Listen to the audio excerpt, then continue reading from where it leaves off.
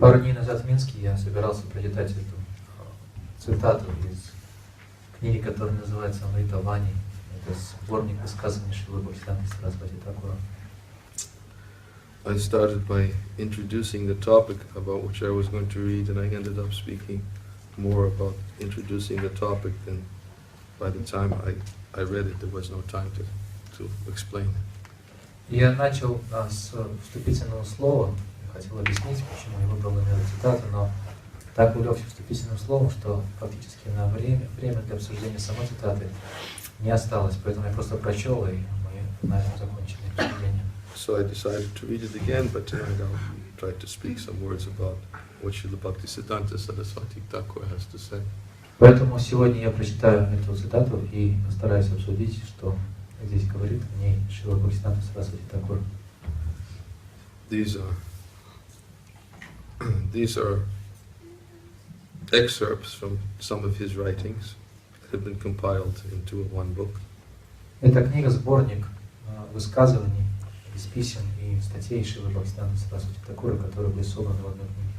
And although the excerpts were not direct answers to the questions which are given here, the author has taken the excerpts and he's presented a question, a suitable question, which the excerpt answers.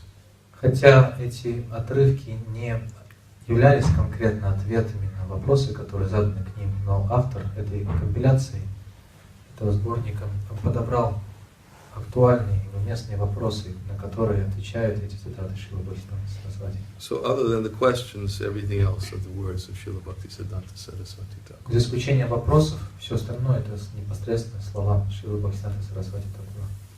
And the question is, isn't it possible to serve Hari by our own endeavor? И вопрос такой, не правда ли, что возможно поклоняться Господу Хари с помощью наших собственных усилий? This is a good question. Хороший вопрос. Sometimes, if we're not careful, we may think it's by our own efforts alone that we can be successful in making progress in devotional service. Потому что если мы не осмотрительны в нашей духовной практике, то можем начать думать, что совершенствуемся или продвигаемся в нашей духовной жизни благодаря исключительно нашим собственным усилиям. But here, Srila Bhaktisiddhanta Saraswati Thakur will give us a clear explanation of how that's not possible. И Шрила Бхактивиданта Свами Прабхупады сейчас даст ясное и недвусмысленное объяснение того, что это невозможно. And he starts off with a very, very important point. Он начинает это обсуждение с очень важного утверждения. He says that service to Hari is possible only if Lord Krishna mercifully bestows such an opportunity upon us.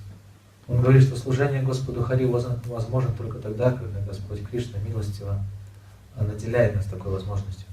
So the very first sentence makes it very clear. It's not by our own endeavor alone. Поэтому с первого же предложения все становится очень ясно. Мы не можем только полагаться исключительно на наши усилия. Because without Krishna, who mercifully bestows upon us the service, where's the question of being able to serve? Потому что без Господа Кришны, который милостиво наделяет нас такой возможностью служить, откуда возьмутся у нас способности служить Ему. Continues, says that by saying otherwise it is impossible to engage in Hari's service, even after taking much personal trouble. В противном случае, продолжает Шрила Бхактивиданта Свами Прабхупады, невозможно никоим образом заниматься служением Господу Хари, даже если мы пустимся на различные трудности ради этого. Service to Hari is not a light engagement. Служение Господу Хари не какое-то легковесное занятие. In the hope to serve Hari, high birth is an enemy. И в нашей рассчитывая служить Господу Хари, на этом пути наше аристократическое происхождение является врагом. Opulence is an enemy. Богатство является врагом. Vast learning is an enemy. Врагом также является блестящее образование. Beauty is an enemy. И телесная красота.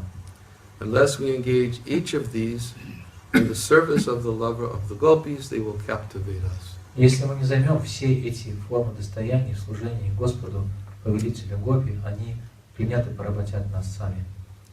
We have a problem when instead of seeing the material world and everything in it as intended for Krishna's service, we see them as objects for our own enjoyment. У нас есть склонность, когда мы находимся в материальном мире и смотрим на него, то воспринимаем все, что содержится в этом материальном мире, как объекты для нашего собственного наслаждения, а не для служения Господу. Seeking personal happiness makes us want to become masters of the material world rather than servants of the Supreme Lord. В погоне за личным счастьем мы хотим стать господами, повелителями материального мира, а не слугами Господа. In this world, everyone is trying to become masters, enjoyers. В этом мире все пытаются стать повелителями, наслаждающимися. This is the basis of non-Vaishnavism.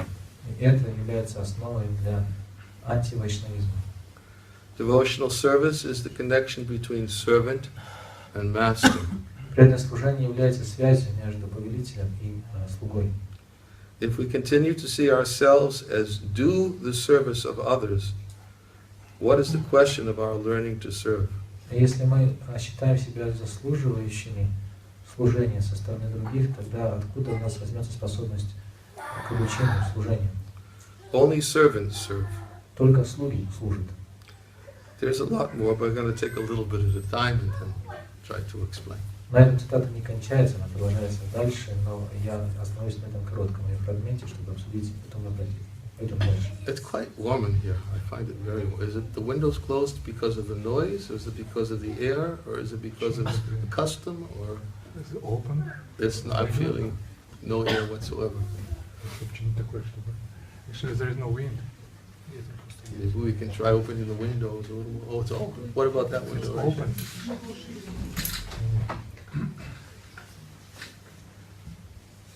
The weather become more warm. Huh? The weather become more better. Может, я хочу. So, first point. Service to Krishna is possible only if Krishna bestows upon us. Bestows such an opportunity upon us. Так, первый момент. Служение Кришне становится возможным только если Господь Кришна уделяет нас такой возможностью. In other words,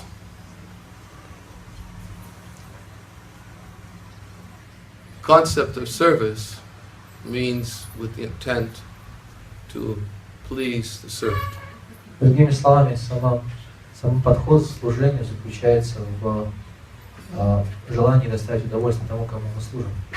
Without knowing what is pleasing to the person who's being served, how can one actually serve? Если мы не знаем, что порадует того, кому мы служим, как же мы можем служить вообще? Prabhupada used a simple example. He says, if I ask my disciple to bring me a glass of water, and the disciple says, "Here, Srila Prabhupada, here's milk, it's much better than water." И Шрилапад приводит в этой связи показательный пример. Он говорит, что если прошу какого-то своего ученика принести мне стакан воды, а он приходит ко мне со стаканом молока и говорит: "Прабхупада, вот молоко, это гораздо лучше." So the disciple might be thinking, oh, I'm giving something even better than what Prabhupada has asked for. И ученик может думать: ну вот, я же принес Прабхупаде даже что-то гораздо лучшее, чем то, что он попросил. Prabhupada said, but I've asked for water, why are you giving me milk?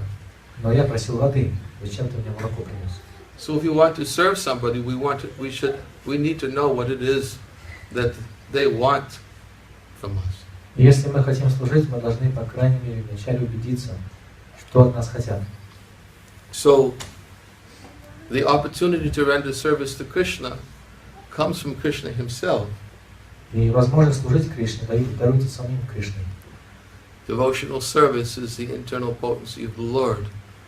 Преданное служение Кришне является его внутренней энергией. And it descends from the Lord through parampara, disciplic succession. Эта внутренняя энергия спускается от Господа, исходит по парампаре и по цепочке преемственности. And then the devotional service begins when the seed of bhakti, or devotional service, is planted within the heart. И преданное служение начинается с того момента, когда в нашем сердце оказывается посаженным семя преданного служения. This explains by Lord Chaitanya to Rupa Goswami, this instructions of Chaitanya Charitamrita. Господь Чайтанья говорит об этом Шри Рупе Госвами в своих наставлениях ему на страницах Чайтанья Чаритамрити. Brahmanda Brahmate Kona Bhagavan Jeev Guru Krishna Prasade Pai Bhakti Lata Bija. He explains how after wandering throughout the universe for many, many births, a fortunate living being receives the seed, the bhakti lata bij, the seed of devotional service, is planted within the heart by the spiritual master. В этом стихе говорится, что после многих жизней, скитаний по материальной вселенной, удачливое живое существо встречается с духовным учителем, который сажает в его сердце бхакти лата биджу или семя лианы преданного служения. Although the propensity to render service is there within the heart of every living being. Хотя склонность к преданному служению есть в сердце каждого живого существа. Nitya siddha Krishna prema sajjakabo noy shavanadi suchititi kori udoy. Pure love for Krishna is eternally situated in the heart of every living entity. It doesn't come from any other source. В этом стихе читания Чайтамриты говорится, что чистое преданное служение находится в сердце каждого живого существа, и оно не берется откуда-то извне, из какого-то внешнего источника. Shravanadi sutachite kori udoy. When he hears purely the message of Krishna consciousness, then this pure love which is there within the heart is awakened from within the heart. И когда живое существо очень чисто слушает Кришне, преданном служении, тогда эта чистая любовь к Кришне, которая требует в его сердце, пробуждается. So the propensity to serve is there innately within the heart of every living entity. Поэтому склонность служить находится и является врожденной в сердце каждого живого существа. And in fact, Srila Prabhupada would oftentimes explain the point that the constitutional nature of every living being is to serve.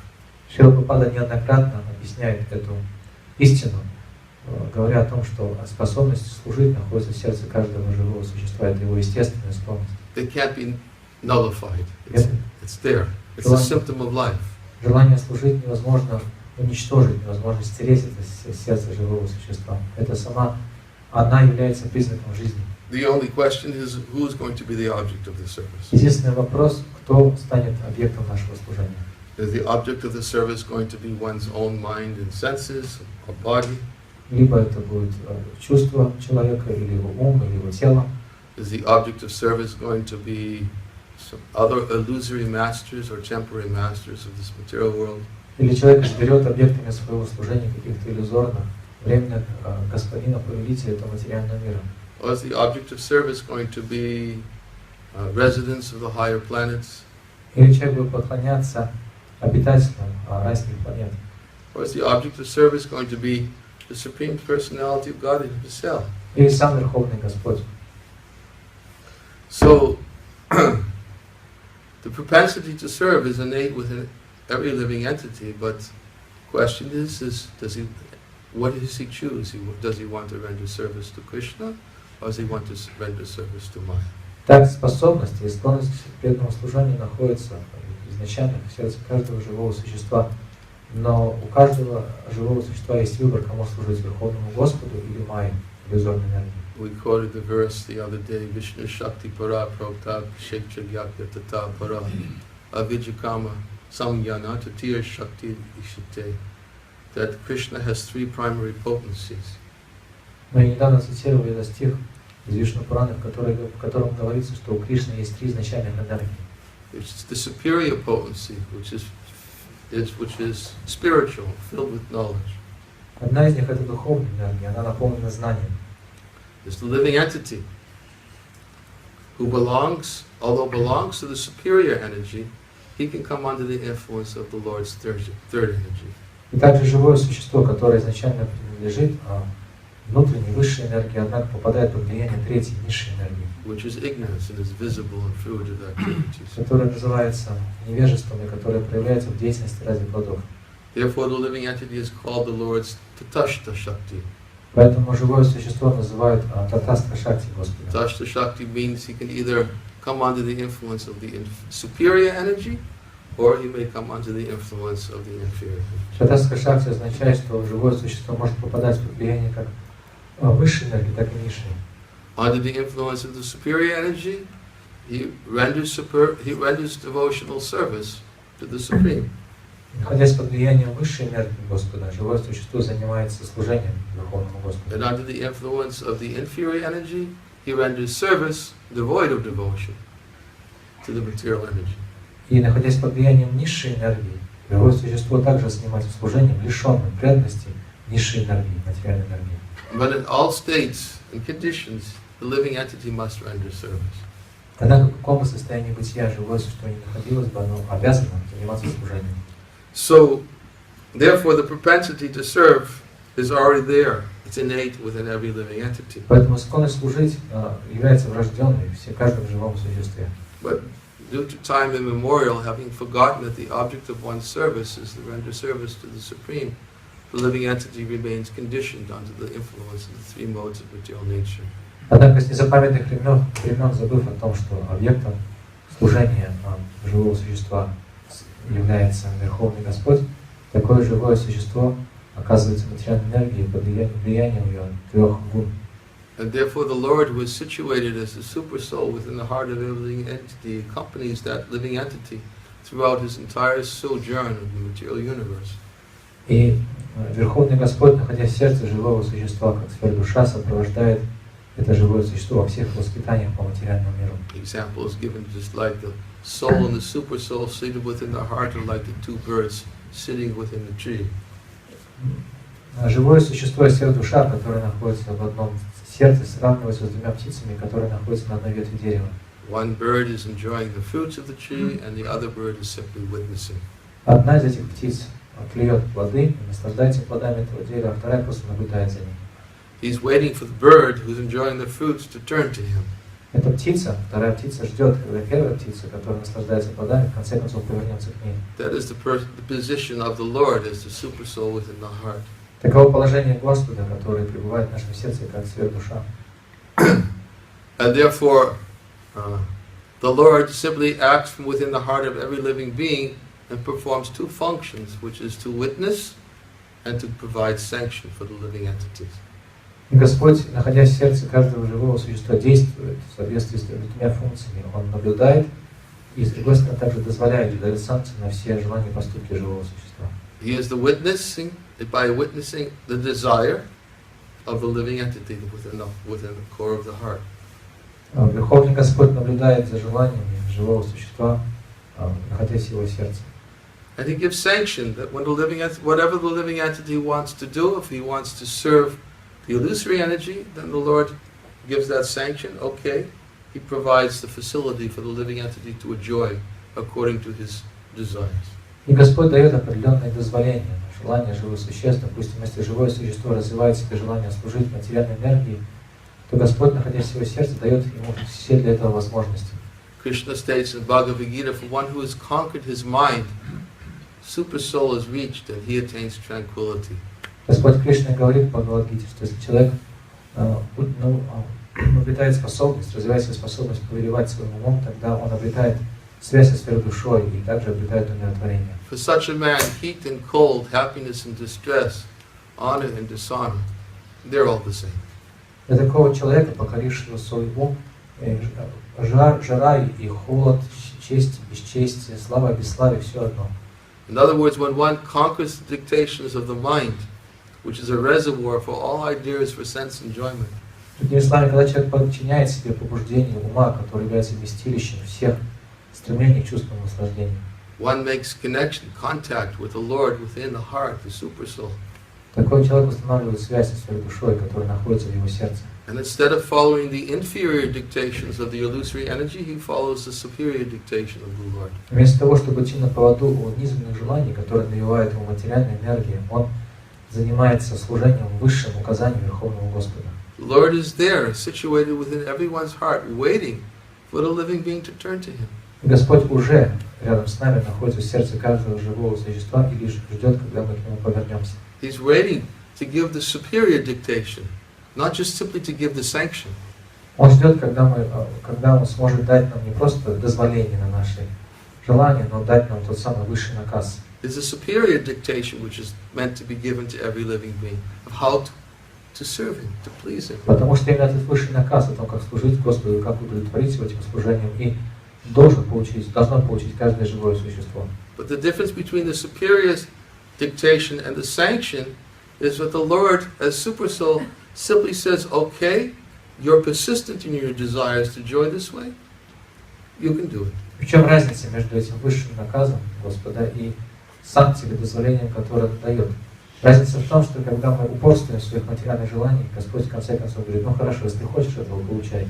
Just like any of you parents who have a young child who's very persistent, you know what a persistent child can be like. Если у кого-то из вас есть или были собственные дети, то вы знаете, как родители, что маленькие дети, что как эти маленькие дети могут быть очень упорными и упрямыми в своих желаниях. You may go into a store with the child, and the child will say, I want this, I want this, I want this, I want this, I have to have it. He starts screaming, making so much noise. Вы заходите с ребенком в магазин, и ребенок видит что-то, и говорит, вот мне вот это нужно, пожалуйста, я хочу это, хочу, устраивать там истерику. I see this on the airplane a lot sometimes when parents have their baby on the plane. Часто вижу эту картину в самолетах, когда летаю, и там также со мной летят в одном салоне родители с детьми. Whatever the baby wants, the parent will give it so the child must be quiet because the whole airplane is watching. И что бы ни захотел грудной младенец у родителей, они сразу ему успешно это предоставляют, потому что за ним очень пристально наблюдает весь самолет. So when the child is persistent and the parent says, okay, here you can have it. И когда ребенок упорствует, начинает капризничать, родители в конце концов соглашаются, говорят, ну ладно, вот тебе. Does the foolish child think, oh, just see, my parents wanted me to have this. И глупый ребенок может подумать, ну смотрите, похоже, родители и хотели как раз мне это купить. They gave this to me, they wanted me to have it. Они дали мне это, потому что очень хотели мне это купить. No, Prabhupada says, no, that the living entity who wants the joy in the material world is just like the persistent child. И Шрила Прабхупада объясняет, что это живое существо, находящееся в материальном мире, похоже на такого упрямого ребенка. The Lord is ready to give something so much more superior, but because of the persistence of the child, the Lord says, okay, you can have it. Господь был готов уже дать нам что-то гораздо более ценное, но из-за нашего упрямства Он говорит, ну хорошо, бери, что хочешь. Because nothing can happen without the sanction of the Lord. Потому что ничто не может произойти без дозволения на это Господа. So the Lord gives His sanction. И Господь дает свое дозволение. But is that the same of when the Lord asks for His devotee to specifically to do something for Him?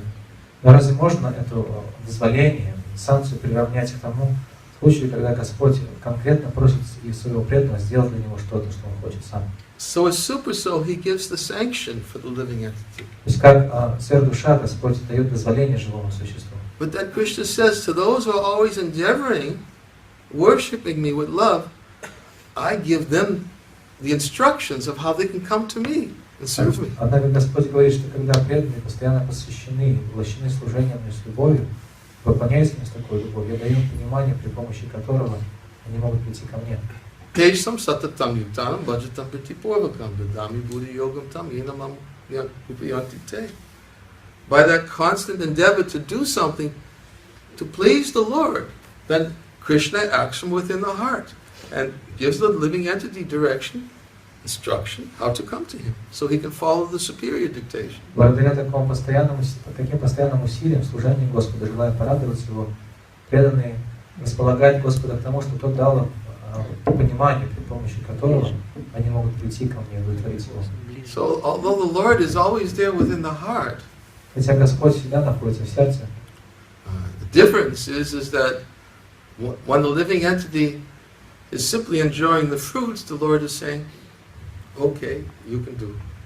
Разница заключается в том, что когда живое существо просто хочет наслаждаться этим плодами материального мира, Господь соглашается, ну хорошо. If one spends the whole life indulging in sensual pleasures in total neglect of the existence of the Lord within the heart, Если человек всю свою жизнь прожигает в погоне за такими чувственными наслаждениями, пребывая в полном забвении и невежестве о том, что существует Господь в его сердце, then the Lord who knows, who bears witness within the heart, He knows exactly what the desires are. He works together with Yamaraj and material nature to fashion the living entity's next state of existence. Господь, который находится как свидетель в его сердце и знает в точности, к чему стремится это живое существо, он действует в сотрудничестве с Ямараджем и с материальной природой, подготавливая для такого живого существа следующее тело в точном соответствии с его желаниями в этой жизни. He's the witness. He knows what our desires are. Он же свидетель и знает, что мы желаем. He knows if we wanted to serve him or if we wanted to serve the illusory energy. Он знает, кому мы хотим служить, ему или иллюзорной энергии. Because he's the best witness there is. Потому что он самый лучший свидетель из всех, которые существуют. Just like these days, because of the all-pervasiveness of security cameras and telephones. Сейчас, например, эти камеры, With the cameras on the phones. наблюдения, а также смартфоны с видеокамерами, сейчас повсеместно. Right? They're all pervasive, they're everywhere, and then everybody has the phone. When something happens and a person stands there with the phone, immediately takes the picture and shows, here's the evidence, because he was close to the scene of the crime. Сейчас, поскольку эти камеры, внешнее наблюдение повсюду, и также люди со своими смартфонами ходят, если что-то происходит, такое экстраординарное, тогда человек сразу вытаскивает свой телефон, тот, кто оказался рядом поблизости, и фотографирует это на камеру. Потом может предъявить это как доказательство. Смотрите, я сфотографировал момент преступления. But just like when that event happened, I remember, because it happened right around the corner from the Boston Temple, when there was a bomb planted in Boston. They got the people because the security camera got the faces of the people who planted the bombs. Например, сравнительно недавно произошел террористический акт в Бостоне. Я знаю об этом, потому что он произошел буквально за углом от нашего храма. И там люди, террористы, подложили бомбу, которая взорвалась, но их смогли вычислить и поймать, потому что были камеры, которые смогли зафиксировать их облик. So the cameras were close to the scene of the crime and they bore witness to the event. Итак, эти камеры, они были свидетелями того, что произошло, потому что оказались в непосредственной близости от места теракта. Who's closer than the Lord within the heart? Но нет никого ближе, чем Господь в сердце. You can't get a closer witness to any event, any desire that's there than the Lord within the heart. Ближе свидетеля не найти. Он находится в самом сердце, поэтому он всегда свидетельствует от наших желаний и поступков. Prabhupada even gives the example. He gives the example how the Lord acts as a witness. И Шрила Прабхупада даже приводит пример того, как именно Господь служит как свидетель. He gives the example that just like a person may commit some crime and he's taken to court. Например, Шрила Прабхупада рассказывает, человек совершил какое-то преступление, его приводят в суд. And the judge says to the defendant, "Where were you on the night of May 4th?" И судья спрашивает у обвиняемого, где ты был вечером 4 мая? And the defendant says, "I don't remember." И обвиняемый говорит, я не помню. You sure you don't remember? Вы уверены, что не помните? No, I don't remember where I was. I can't remember where I was. Вообще не помню, где я был. Is it possible that you were at this place? А возможно ли, что вы были вот в этом месте? I really don't remember. Я не помню. Правда. Were you with your family? Может быть, вы были с вашей семьей? I don't know. That's a long time ago. I really don't remember. Нет, это же было так давно, я даже не помню, где я был. So he asks again and again, and the defendant says, he concludes, he just doesn't remember. И судья задает вопрос снова и снова, но обвиняемый опирается, говорит, что нет, я не помню. So then the judge, is that all you have to say? Вы что-то можете добавить к своим показаниям? Спрашивает судья. Yes, I don't remember. Нет, я не помню ничего. Okay. Хорошо. Bring in the first witness. Приведите первого свидетеля. And then the witness comes on the stand and said, have you ever seen this person before? Заходит свидетель, встает на скамейку свидетелей, и судья спрашивает его, вы когда-нибудь видели этого человека раньше? Oh yes, I definitely saw him. Да, я видел его. Where did you see И him? где вы видели его? Oh, I saw him on May 4th. I saw him in the evening on May 4th. He was at the Hare Krishna temple listening to a lecture. Он был 4 мая вечером в храме сознания Кришны, лекцию слушал. I was there too, and Я также был там. I saw he was there. Я поэтому видел его там. I'm just using that as Я просто привожу это как пример. that's not a crime. For most people, it's not. Yeah, For some people, it might be a crime. Для большинства людей приходить на лекцию не является преступлением. Может быть, для кого-то, но для большинства нет. So the witness is brought in to testify. Так приводят свидетели, которые дают показания, свидетельские показания. The defendant says, I don't remember, but the witness's testimony, that's held as evidence. Обвиняемый говорит, что я не помню, но приходит свидетель и выступает со своими показаниями. So in the same way, the Lord in the super soul is the witness of all the living entities' desires. И точно так же Господь в образе сверхдуши является свидетелем всех желаний живого существа. Why am I in this body? Why am I suffering now? I don't remember what I did. Почему же я нахожусь в этом теле? Почему я так страдаю? И не помню, что я сделал такого, чтобы оказаться здесь. But the Lord is super soul. He witnessed everything. Но Господь сверхдуша, Он все знает. He knows exactly what the desires were at the time one left his previous body. И Господь знает в точности, какие у нас были желания, когда мы ушли из нашего предыдущего тела. He knows exactly what one was meditating on. Он знает точно, что мы медитировали. He knows exactly all the activities we performed in our previous life. Он знает точно, какие деяния мы совершали в прошлой жизни. Krishna says, I know everything in the past, I know everything in the present, and all things yet to come, but me, nobody really knows. Кришна говорит об этом в самом Бхагавад-Гите, что знает в совершенстве прошлое, знает, что происходит сейчас в настоящем, и знает также, что должно случиться, но его никто не знает по-настоящему. So Krishna is situated within the heart as the witness, and therefore he witnesses and he gives sanction. Итак, Господь Кришна, пребывающий в сердце, служит свидетелем, поэтому Он свидетельствует, Он видит наши поступки, но также дает дозволение на эти поступки. He knows what we're meditating on. He knows what our desires are. Он знает, на что мы медитируем, знает, каковы наши желания. And he knows when we have a desire to serve him. И Он также знает, когда у нас есть желание служить Ему. All we have to do is make the effort to serve him. He knows when we have that desire. Единственное, что с нашей стороны требуется, это хотя бы небольшое усилие служить Ему. И Господь знает, когда у нас появляется такое желание. So, because Krishna is sitting there within everyone's heart, waiting for them to turn to him. И поскольку Господь пребывает в сердце каждого живого существа, в сердце, ожидая, когда же мы в конце концов повернемся к Нему. It is Krishna who gives sanction and the superior direction how to come to him. Именно Господь Кришна дает дозволение и также дает этот высший наказ, который ведет нас по пути обратно к Нему. And the Vaishnava, he instructs others, and he tries to help others to understand that Krishna is in your heart. Вайшнава пытается помочь другим понять, что Кришна находится в их сердце.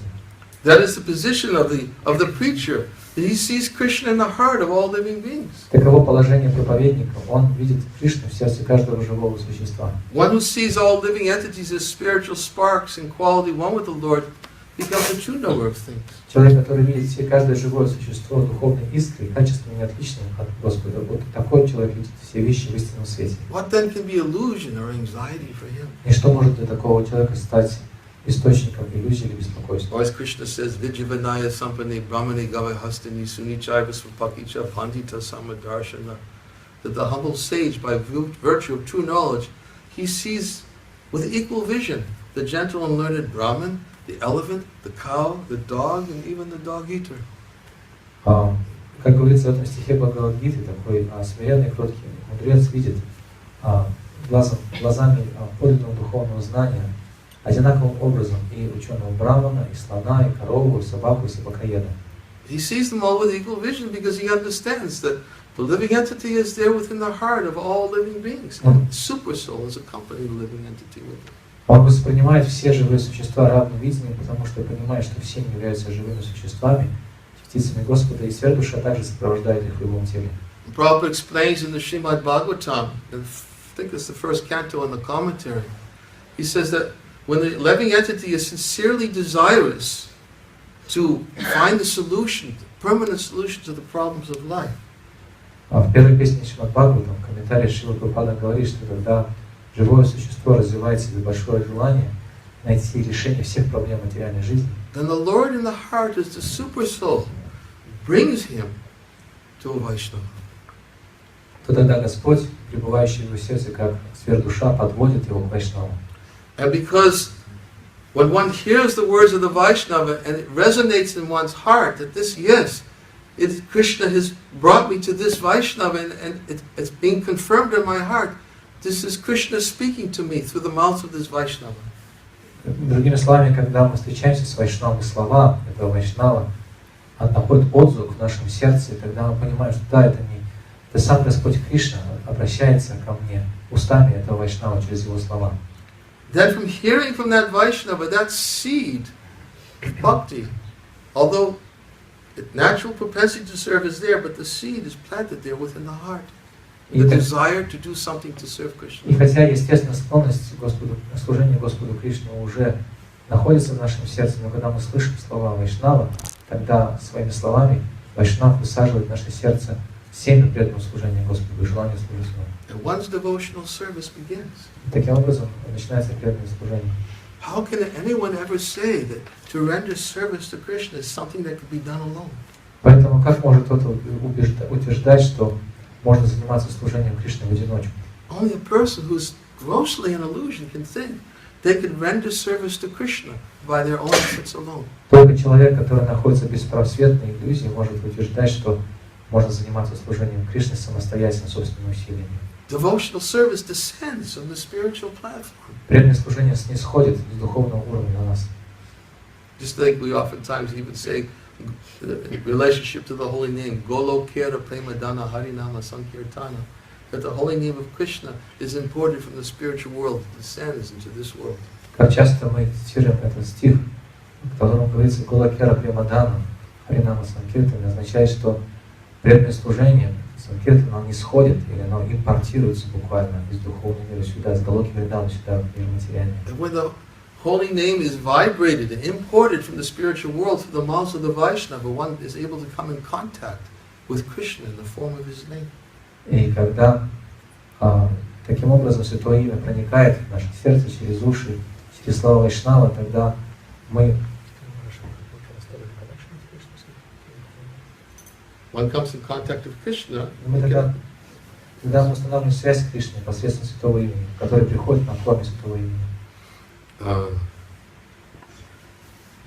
As Srila Bhaktisiddhanta says right here, devotional service is the connection between servant and master. Как здесь Шрила Бхактивиданта Сарасвати Такур говорит, что преданное служение является связью между повелителем и слугой. In other words, the connection has to be made between the servant and the master. Другими словами, необходимо установить эту связь между слугой и господином. If there's no connection, how is there service? Если нет связи, то откуда возьмется служение? What is that verse? Krishna says, for one who is not connected to the Supreme can have neither a controlled mind nor steady intelligence, without which there's no possibility of peace. Господь Кришна говорит в этом стихе Бхагавад-Гиты, что не установив этой связи со Всевышним, человек не может рассчитывать на то, чтобы иметь устойчивый ум и трансцендентный разум, без которых невозможно умиротворение. How can there be any happiness without peace? И откуда взяться счастье, если нет умиротворения? For one who has no connection. Если у человека нет этой связи, So devotional service is a connection between the servant and the master. Итак, преданное служение – это связь между слугой и господином. What is that connection? В чем заключается эта связь? The connection can only be manifest through the transparent medium. Эту связь можно проявить через прозрачную среду. That transparent medium which connects us to following Krishna's superior dictation. Посредством этой прозрачной среды, которая устанавливает нашу связь с выполнением этих высших наказов Господа Кришны. Recently, I think it was in Kiev a couple of weeks ago, we were reading a conversation that Srila Prabhupada had with some devotees from in America, in New Vrindavan. Недавно, пару недель назад, мы, находясь в Киеве, читали беседу Шрилы Прабхупады с преданными в Нью Вриндаване в Америке. I read the whole conversation. It's not possible to read all the whole conversation now. Я там на лекции прочитал всю эту беседу, но здесь такой возможности у нас нет. The essence of the conversation was that one devotee was asking Srila Prabhupada in a room conversation. Но суть этой беседы следующая. Они сидели в комнате, один преданный спросил у Шрилы Прабхупады. He was saying to Prabhupada, he said, sometimes we hear the argument, people say, well, I don't need, I have a direct relationship with God, I don't need anybody in between. И преданный задал Шриле Прабхупаде вопрос, говоря, что иногда мы слышим такие слова некоторых людей, которые говорят, ну зачем мне посредник какой-то духовный учитель, я могу непосредственно с Богом общаться. All I have to do is speak to him directly. Why do I need anybody to come in between me and И God? для этого же ничего не нужно, никаких посредников, просто нужно обратиться к нему непосредственно. And Prabhupada, well, the devotee was asking the question not because he didn't know the answer. He was just saying that sometimes we hear this from people. И преданный не то, что он не знал ответа на этот вопрос, он просто сказал Шриле Прабхупаде, что некоторые люди так утверждают. And Prabhupada instead took the opportunity to really make a very, very important point.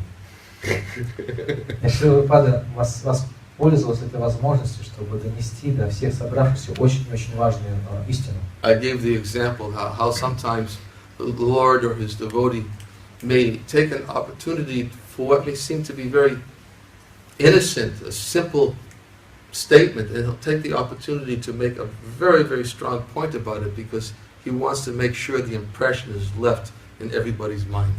Иногда, например, Господь или его преданный может воспользоваться каким-то поводом, вроде бы какое-то незначительное событие или какое-то утверждение безобидное, но они пользуются этим как поводом для того, чтобы внушить всем присутствующим какой-то очень-очень важный момент, чтобы это дошло очень глубоко. I gave the example of how Lord Chaitanya dealt with Chota Haridas. В качестве примера я привел историю про Господа Чайтанью и как он обошелся с Чотой Харидасом. When Lord Chaitanya banned him from his association, accusing him of looking lustfully upon a woman. Когда Господь Чайтанья изгнал Чоту Харидаса из своего окружения, обвинив его в том, что тот с вожделением посмотрел на женщину. Although externally it may appear to be something, a very small thing, he actually just went and begged for a little rice. Хотя с внешней стороны может показаться, что ничего предусудительного не произошло, все было довольно безобидно. Он просто пошел в дом к одной женщине и попросил мне немного риса. But Lord Chaitanya took that opportunity to chastise him severely and say, I never want to see the face of that sannyasi again. Но Господь Чайтанья отреагировал очень сурово. Он сказал, что я видеть не хочу лицо этого саньяси больше. He says, my mind, I cannot control my mind. Не могу управлять своим умом. He says, if one who has accepted the renounced order of life, if he looks upon a woman for enjoyment, then I cannot control my mind.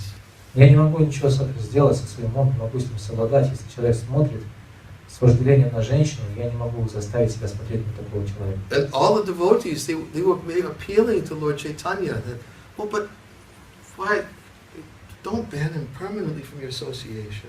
И преданные молили Господа Чайтанью, пожалуйста, не прогоняй его от себя навсегда. But Lord Chaitanya, every time he would refuse, that he banned him. He said, I don't want to see his face again. Но каждый раз, когда к нему обращались с такой просьбой, Господь Чайтанья просто отрезал: нет, я не хочу вообще никогда видеть больше. And it's explained that he did that because he wanted to leave a very strong impression in the minds of all those who were present, as well as for future generations. Объясняется, что Господь Чайтанья так сурово отреагировал на этот кажущийся невинный поступок для того, чтобы очень глубоко, очень доходчиво внушить всем своим спутникам и также всем будущим поколениям преданных. So sometimes the Lord will deal harshly with a devotee who appears to be very innocent. Why? Why did he deal so harshly in that way? Иногда Господь может, казалось бы, очень сурово обходиться с преданным за кажущийся незначительный поступок, и мы можем задаваться вопросом, почему он так сурово с ним обошелся. Because they have an important point they want to make sure everyone understands. Потому что Господь хочет донести до нас очень-очень важный момент и хочет, чтобы мы все это поняли. So similarly, Srila Prabhupada dealt with this disciple in a similar way when he asked this question. И поэтому, когда этот ученик задал Шриле Прабхупаде этот вопрос, Прабхупада поступил таким же образом. When the disciples asked Prabhupada, he said, sometimes we hear people that say they can speak directly to God, they don't need anyone between them. И ученик спросил, что вот иногда люди говорят, что им не нужен никакой посредник, чтобы с Богом разговаривать, они могут непосредственно к Нему обращаться. And Prabhupada said, so, did you defeat him? И Прабхупада сказал, ты опроверг этого человека, нет? And the disciple asking Prabhupada, what do you mean? И ученик спросил Шрилапада, что вы имеете в виду? And Prabhupada, don't you know what Krishna says in Bhagavad-Gitу? Ты что, не знаешь, что Кришна в Бхагавад-Гите говорит? Who does Krishna speak to? С кем Кришна общается? Krishna only speaks Tesam Satatam Yuktanam Bhajatam Pritipurvakam. To those who engage 24 hours a day in rendering service to me, to those persons I speak. Did you tell them that? А Кришна же говорит, что он общается только с теми, кто постоянно служит ему 24 часа в сутки, кто постоянно поклоняется ему. Ты это ему сказал? And the devotee tried to explain to Srila Prabhupada, well, actually Prabhupada, I was just, and Prabhupada just wouldn't let him speak. И преданный пытался как-то сказать: Прабхупада, ну я же просто, и Прабхупада отрезал его, он даже не позволил ему продолжать. Back on the same point again and again and Снова again. возвращаясь к тому же самому моменту. Krishna only speaks to those who are 24 hours a day engaged in service to him. Кришна общается только с теми, кто занимается служением 24 часа в сутки. How can one be 24 hours engaged in service to Krishna unless one actually has taken instructions of the spiritual master? Так как же может заниматься человек 24 часа в сутки служением Кришне, если он не получил наставлений от духовного учителя? You're not reading my books. Ты мои книги не читаешь. Prabhupada started blasting him. You're not reading my books. That's the problem. You don't read my books. Шрилапада обрушил на него весь свой гнев. Ты не читал лишь мои книги, в этом проблема. And then point after point after point, Prabhupada was just pummeling him.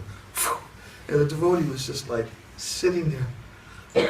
And finally he asked Prabhupada, Prabhupada, how do we accept what Lord Chaitanya says, how to become humble? It's like a blade of grass. И Прабхупада просто он не унимался, он удар за ударом. Этому преданному он уже сидел, поникнув, и не мог поднять головы, и в конце концов громко пролепетал: Прабхупада, как понимать наставление Господа Чайтаньи Шикшашты, что нужно быть смирение травинки? And then Prabhupada turned to another devotee and said, answer his question.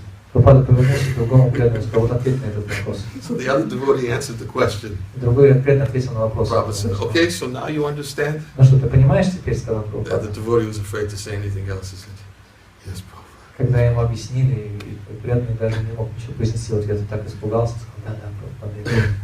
And I know two of the devotees who actually, one of them was Madhava Maharaj. Я знаю преданных, двух преданных, которые присутствовали в этом разговоре. Один из них был Мадхава Махарадж. Madhava Maharaj actually saw this devotee right after he came out from being chastised from Prabhupada. И Мадхава Махарадж увидел этого преданного, который получил всю порцию гнева Шрила Прабхупады сразу после того, как эта беседа завершилась. He came into the bus and he said he was as white as a ghost. Он зашел в автобус, преданный, после беседы с Шрилой Прабхупадой, и он был бледный, как привидение, сказал Мадхава Махарадж. He said, Prabhupada just completely blasted me. И он сказал: Прабхупада меня просто в пух и прах сейчас разнес. He came into the bus, the Radha Damodar bus, and just fell on the floor, was just lying there as completely like a ghost. И преданный зашел в автобус этой странствующей группы Санкиртана Рада Дамодары и упал на пол в автобусе и лежал там неподвижный, как привидение. So Prabhupada was making the point, an important point, and he took advantage of the opportunity to, who does Krishna speak to? И Шрила Прабхупада хотел донести нас эту очень важную истину, воспользовался этой подачей, так сказать. И он хотел понять, добиться нашего понимания, с кем разговаривает Кришна. He even gave the example. He said, if somebody comes up to you and says, I just spoke to Mr. Nixon, would you believe him? And Nixon was the president at the time. В то время президентом США был Ричард Никсон, и Прабхупада спросил этого преданного: ну ты сейчас тебе кто-нибудь подойдет и скажет: ты только что с Никсоном разговаривал, ты ему поверишь?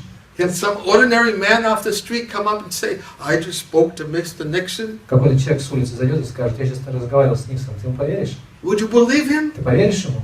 Of course you can't believe Конечно, ты him. не можешь поверить. He didn't speak to Mr. Он не Nixon. разговаривал с Никсоном. So why do you say this person, why did you let this person say he speaks to God? Почему же ты позволил этому человеку сказать, что он с Богом разговаривает?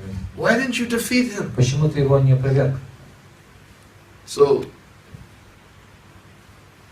I don't want to get lost from the point. Не хочу отвлекаться от момента, от темы нашего обсуждения. But the point is that if one wants to render service to Krishna, Тема нашего обсуждения такова, что если человек хочет поклоняться Кришне, then Krishna acts from within to give that person help so that he actually can come to the Krishna's representative and follow Krishna's instructions through the mouth of a Vaishnava. Если такой человек желает развивать свое желание служить Кришне, то Кришна помогает ему изнутри, подводя его к своему представителю, Вайшнаву, духовному учителю, который дает ему наставление, и Кришна проявляется в этих наставлениях. And that's why Srila Bhaktisiddhanta Saraswati Thakur says, unless we engage each of these, wealth, beauty, learning, engage each of these in the service of the lover of the gopis. И поэтому Шрила Бхактивиданта Свами Прабхупады говорит, что пока мы не занимаем эти виды достояний, такие как образование, происхождение, следственная красота или богатство в служении Господу, повелителю Гопи. These material assets will captivate us. Эти материальные достояния просто возьмут нас в плен. Krishna is the lover of the gopis. Да, Господь Кришна является повелителем и And Lord возлюбленным Chaitanya Гопи. instructed Gopi Bharta Padakamalayur Dasa Dasa Dasa Anudasa. И Господь Чайтанья говорил, что мы должны стать вот этим даса, даса, нудаса, слугой повелителем Гопи. The way to approach Krishna and to render service to Krishna is becoming a servant of the servant of the servant of Krishna, who is the lover of the gopis. Только так мы можем приблизиться к Кришне, заняться служением Господу Кришне, когда мы будем действовать в служении Ему через слугу, слуги, слуги, слуги, возлюбленных Гопи. This is our means for actually rendering service to Krishna. Вот это наш метод служения Господу Кришне. We have to find somebody who is actually rendering service and serve them. Мы должны найти тех, кто служит Господу Кришне, и служить им, Hear from them. служить от них.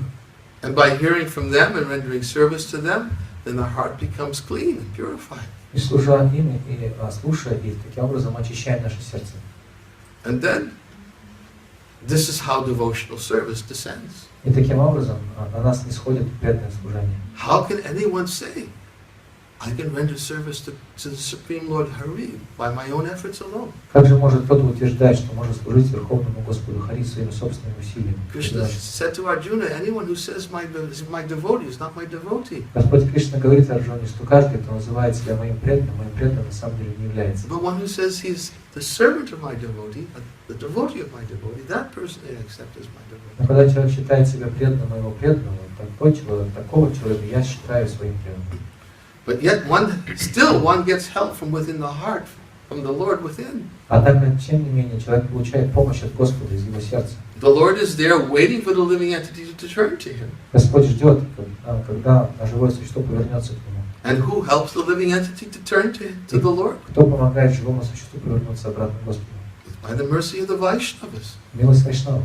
The Vaishnavas, they present the instructions of the Lord, and they give the opportunity to render service to the Lord. Вайшнавы представляют и передают нам наставления Господа и также дают нам возможность служить Ему.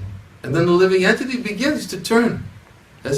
By accepting, by the mercy of the Vaishnavas, he begins to turn and to accept the existence of the Lord within the heart. И тогда, по милости Вайшнава, живое существо начинает поворачиваться и в конце концов признает существование, пребывание Господа в своем сердце. So he gets help both within and without. Таким образом, такое живое существо получает помощь как снаружи, так и изнутри. He gets help from within, from Chaitya Guru within the heart, and he gets help from without, the Vaishnava. Он получает помощь от Чайти Гуру, того, кто находится в сердце, и также снаружи от Вайшнава. This is how service descends. Вот таким образом на нас нисходит служение. It comes down for those who have developed the sincere desire to serve. Оно нисходит на тех, кто развивает в себе искреннее желание служить. It's transcendental. Это трансцендентный. Has nothing to do with the material world. Трансцендентный процесс, который не имеет ничего общего с материальным миром. Say the other day, it's not like that, that we put together a devotional service catalog and give it out to everybody. And choose your service. Мы приводили такой пример, то есть мы не составляем такого каталога, преданного служения даем человеку на выбор. Пожалуйста, вот тебе каталог, полистай и выбери себе служение. Oh, this looks like a good service. And we think, sometimes we may think, I'm particularly very qualified, so I should get the service which requires somebody very qualified. Или мы можем думать о себе как о очень квалифицированном, компетентном каком-то виде служения, и поэтому будем думать, что вот мне нужно такое для компетентного служения. Но в этом каталоге такого служения для такого компетентного человека, как я, нет. Похоже, нет служения для меня. I just won't serve. И в этом не буду служить. But how is that? How is it there's no service? Но как это вообще можно подумать, что we have to look within our heart to see why is it we cannot see the service? Why is it not manifesting to us? Мы должны заглянуть себе в сердце, чтобы понять, почему мы не видим возможности служения, почему это служение нам не проявляется. Are we praying for it? Мы молимся о нем.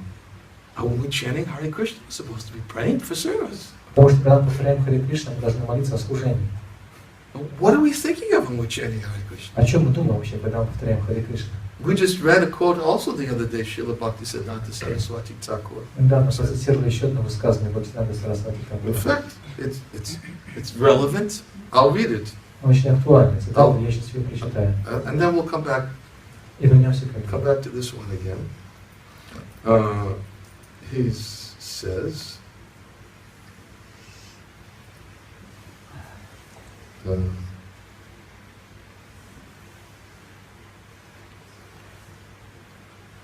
pure devotees do not chant the Lord's names to counteract sinful reactions. В стихе, в этом цитате Шрила Бхактивиданты Сарасвати Тхакур говорит, что чистые преданные не повторяют святые имена для того, чтобы нейтрализовать, уничтожить последствия греховных поступков. To accumulate piety, И чтобы накопить благочестие, to attain heavenly pleasures, чтобы достичь райских наслаждений, to mitigate famine, чтобы решить проблему голода, devastating epidemics, и справиться с какими-то уничтожительными эпидемиями, social unrest, с беспокойством в обществе, disease, с болезнями, civil strife, с раздором между людьми, or to obtain wealth or an earthly kingdom. или чтобы обрести богатство или власть над царством на земле. Since the Lord is the Supreme Personality of Godhead, to ask Him to fulfill our wishes is to treat Him as our servant. Поскольку Господь является Верховным Повелителем, обращаться к Нему с нашими собственными желаниями означает относиться к Нему как к своему слуге. This is an offense. Это оскорбление. Therefore, calling the Lord's names for any reason other than to attain His devotional service is useless. Поэтому взывать к имени Господа по каким-либо другим причинам, кроме одной, обрести служение Ему, является бесполезным. Jesus Christ told us not to take the Lord's name in vain. Иисус Христос учил нас не повторять имя Господа в суе. When one is chanting the holy name of the Lord, he's supposed to be meditating on serving the Lord. Когда мы повторяем это имя Господа, то мы должны медитировать на служение Господу.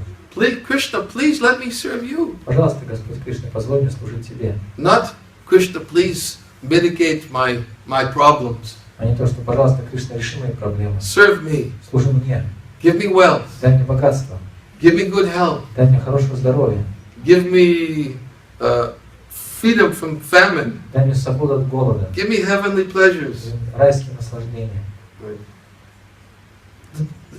A devotee will not actually approach the Lord for these things. Преданный никогда не будет обращаться к Господу с этими просьбами. A devotee approaches the Lord for the opportunity to serve. Преданный обращается к Господу только за возможностью служить Ему. Because if one has the opportunity to serve, he has everything he needs. Потому что если у преданного есть возможность служить, у него есть все, что ему нужно. Everything is there, because that is his eternal constitutional nature. He's an eternal servant of Krishna. В этом уже содержится все, потому что в этом является его изначальная природа, природа вечного слуги Кришны. If one has the opportunity to render service to Krishna, then his guaranteed he will make progress on his way back home, back to Godhead. И если человек занимается преданным служением Кришне, гарантируется, что он встанет на этот путь, ведущий обратно домой к Богу. He can make it his last life in the material world and go back to Godhead. Он может сделать эту жизнь в материальном мире своей последней жизнью, вернуться обратно домой к Богу. Anyone who's fully engaged in Krishna's service, iha yasya hare dasya kamana manasa gira nikalavapyavastasu jiva muktasu uchite. Anyone who's fully engaged with body, mind, and words in Krishna's service is already liberated, even though he's still within the material body. Каждый, кто полностью занимается преданным служением Господу, посвящая Ему свое тело, ум и речь, уже освобожден, хотя и находится в прежнем материальном теле. Just like when Dhruva Maharaj, at the time it was time for him to give up his body, death personified appeared before Dhruva Maharaj. Как Dhruva Махарадж, например, когда подошло время покидать свое материальное тело, к нему обратилась сама смерть, олицетворенная смерть. Plane from Vaikuntha came to pick him up. Before he got onto the plane, death personified came there. Спустился корабль с Вайкунтхой, чтобы забрать его туда, но перед тем, как он приблизился к кораблю, к нему подошла олицетворенная смерть. What did he do? И что он сделал? He stepped on the head of death personified. Он встал на голову олицетворенной смерти, чтобы забраться на корабль. Used it as a step to enter into the airplane to go back to Vaikuntha. Воспользовался этой олицетворенной смертью как трапом, чтобы зайти на корабль, воздушный корабль, который унес бы его на Вайкунтху. There are no obstacles for a devotee who has the opportunity to serve Krishna. Для преданных, которые имеет возможность, получает возможность служить Кришне, нет никаких препятствий. Krishna says in this endeavor there's no loss or diminution. A little advancement on this path protects one from the most dangerous type of fear. И Господь Кришна говорит об этом в Бхагавад-Гите: на этом пути нет потери, и любое продвижение по этому пути спасает человека от величайших страхов. And in the first canto of Srimad Bhagavatam it says that one who gives up his occupational duties to engage in the devotional service of the Lord, he may fall down in an immature stage, but there's never danger of his being unsuccessful. И говорится в первой песне Шримад Бхагаватам: человек, который принимает процесс преданного служения Господу и оставляет свои приписанные обязанности ради этого, но из-за незрелости падает, для такого человека на самом деле нет никакой потери в этом. On the other hand, a non-devotee, even perfectly engaged in his occupational duties, doesn't gain anything. Он ничего не теряет, но с другой стороны, непреданный, который в совершенстве исполняет свои обязанности, приписанные ему, ничего не обретает. And then Narada says to Vyas, my dear Vyas, even though a devotee of Lord Krishna may sometimes fall from his position somehow or other, he certainly will not become a fruitive worker again. И Нарада затем обращается к Вьясадеве, говоря: дорогой Вьяса, даже если по тем или иным причинам преданный Господу сходит с этого пути и падает, он никогда не станет снова таким же корыстным деятелем, то есть кармой. Because anyone who has once tasted the nectar of service to my lotus feet will never forget that ecstasy. Потому что каждый, кто хотя бы один раз вкусил нектар служения лотосным стопам Господа, никогда не забудет этот экстаз. Never be able to forget. Он никогда не сможет забыть его. One moment of service to Krishna's lotus feet. Один момент, один миг служения лотосным стопам Господа. So satisfying to the heart that one will never be able to forget it. Проносит в сердце такое удовлетворение, что забыть этот человек никогда не сможет. Even if one tries to forget, даже если он попытается забыть, one will not be able to не forget. сможет. He may pretend, well, let me go on enjoying. Он может пытаться снова наслаждаться, делать вид, что наслаждается. But Krishna won't let him go. Но Кришна не позволит ему уйти далеко. When any service rendered to Krishna is always, Krishna takes that as the devotee's first step to come to him. Потому что любое служение, оказанное Господу Кришне, Господь Кришна воспринимает как первый шаг по направлению к нему. And then Krishna says, when you turn to me and keep on turning to me, I'll help you, I'll instruct you. This is what you should do to serve me. Когда ты повернулся ко мне один раз, или продолжаешь поворачиваться, Господь Кришна говорит: я буду тебе помогать, я буду давать тебе наставления, потому что это тот самый путь, который ожидается от тебя, ты должен идти в этом направлении. It's never an individual affair. Это никогда не является результатом лишь наших собственных отдельных усилий. As soon as we think it's an individual affair, it's by my endeavor alone, we're disconnected. Как только мы думаем, что мы занимаемся служением нашими собственными усилиями, только ими, то мы сразу теряем связь. The devotee is always conscious that he's serving a higher order. Преданный всегда осознает, что он служит высшему наказу. He doesn't think, I'm doing this, because I'm in control.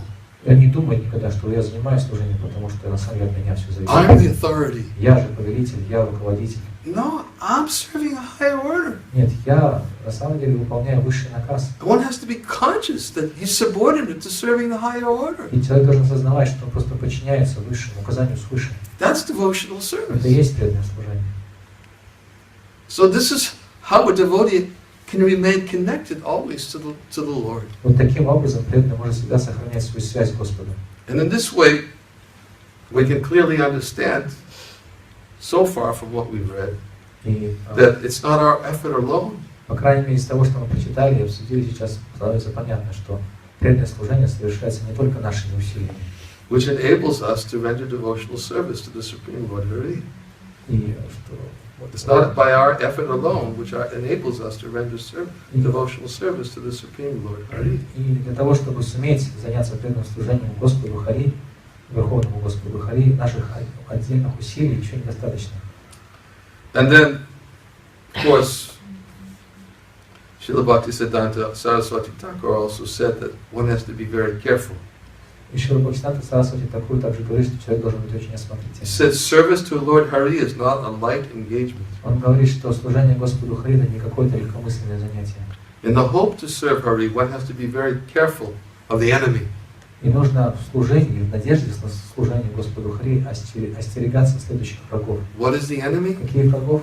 Janmaishvaya Shuta Shabya Rimanamata Abhiman Naivarha Tachipatumbai Tom Akinchila Gochara. What?